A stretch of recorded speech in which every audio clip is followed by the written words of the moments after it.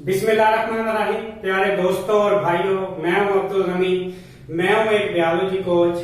आज हम जो है एक नया लेक्चर लेकर आए हैं।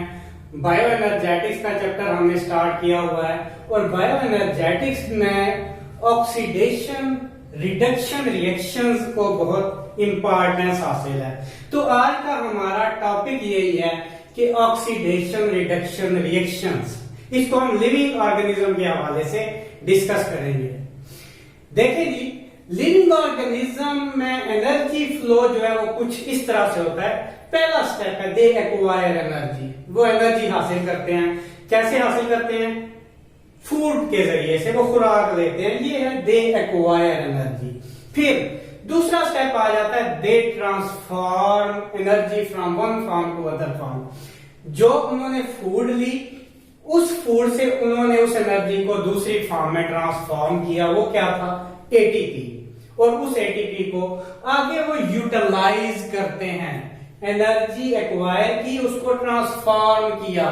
ट्रांसफॉर्म किस फॉर्म में किया? अल्टीमेट एटीपी होती है जो लास्ट फॉर्म है ट्रांसफॉर्मेशन की। और वो जो एटीपी है वो यूटिलाइज होती है। यूटिलाइज कहां पे होती है? For various life processes. Growth हो गई, रिप्रोडक्शन हो गई, मूवमेंट हो गई, जितने भी लाइफ प्रोसेसेस हैं जो लाइफ से रिलेट करते हैं, वहां पे वो एनर्जी जो है यूटिलाइज होती है। ये है जी energy flow in living organism.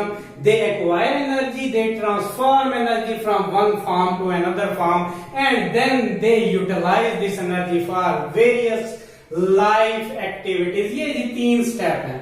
अब हम देखते हैं कि रिडॉक्स रिएक्शन का इसके अंदर क्या इंपॉर्टेंस है एनर्जी एक्वायर करने में, उसको ट्रांसफॉर्म करने में और उसको यूटिलाइज करने में। जितने भी लाइफ प्रोसेसेस हैं वहां पे जो एनर्जी यूटिलाइज हो रही होती है, वो एनर्जी जो है वो रिडॉक्स रिएक्शन से ही निकलती है, गेन की जाती है। रिडॉक्स रिएक्शन या ऑक्सीडेशन रिडक्शन रिएक्शन कह लें, एक ही बात है।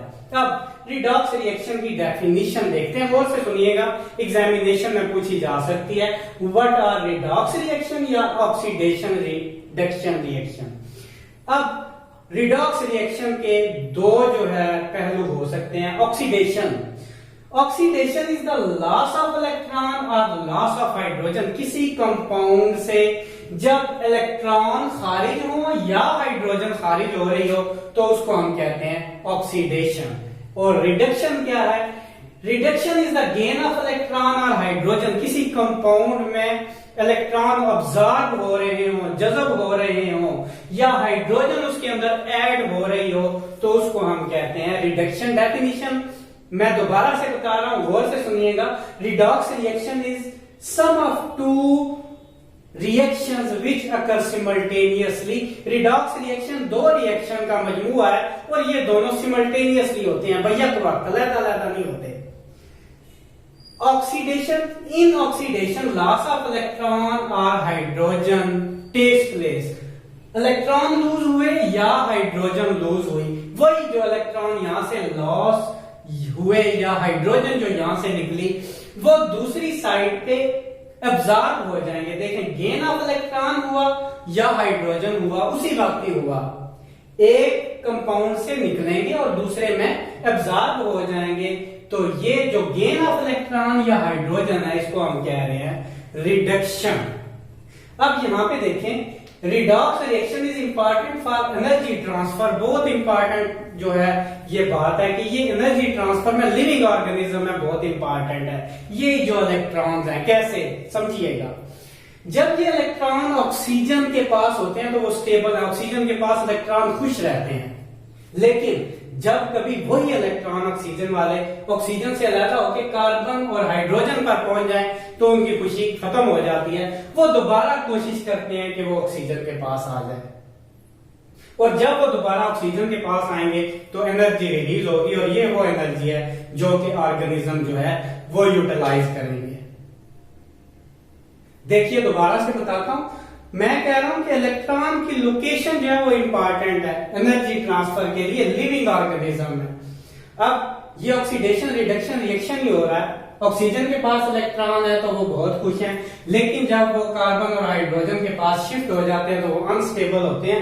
वो दोबारा से कोशिश करते हैं ऑक्सीजन की तरफ रिटर्न होने की, और जब वो ऑक्सीजन की तरफ रिटर्न होने की कोशिश करेंगे तो एनर्जी रिलीज होगी, और ये एनर्जी जो है लिविंग ऑर्गेनिज्म यूटिलाइज करते हैं फॉर वेरियस लाइफ प्रोसेसेस। आमतौर पे जो लिविंग ऑर्गेनिज्म में ऑक्सीडेशन होती है वो लॉस ऑफ हाइड्रोजन की वजह से होती है, इलेक्ट्रॉन मोस्टली जो है उसमें कम इन्वॉल्व होते हैं। और इसी तरह जो रिडक्शन होती है लिविंग ऑर्गेनिज्म में वो गेन ऑफ हाइड्रोजन की वजह से होती है, और इलेक्ट्रॉन उसमें जो है वो कम इन्वॉल्व होते हैं। दोबारा से एक दफा इसकी समरी बता देता हूँ कि आपने लिखना क्या है ताकि आप कंफ्यूज ना हो।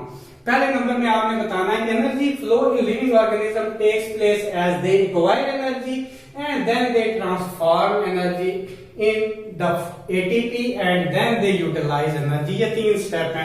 ये इसके बाद लिखना आपने कहना redox reactions are important for energy transport in living organism। redox reaction की उसके बाद आप definition लिखेंगे। redox reaction is the sum of two reactions, oxidation and reduction। oxidation is the loss of electron or hydrogen and reduction is the gain of electron or hydrogen। Here for energy the location of electrons is important। Oh, when they are in oxygen they are stable, and when they drag away from oxygen and reaches to carbon and hydrogen they try come to back to the oxygen, and in this process energy is released and this energy is utilized for different life processes in living organism। ये था जी oxidation reduction reactions living organism में जो है वो energy transfer में और utilisation में इंपॉर्टेंट किरदार अदा करते हैं। ये था जी हमारा आज का टॉपिक। बाकी हम देखेंगे नेक्स्ट लेक्चर में। आज के लिए इतना ही। Thank you very much.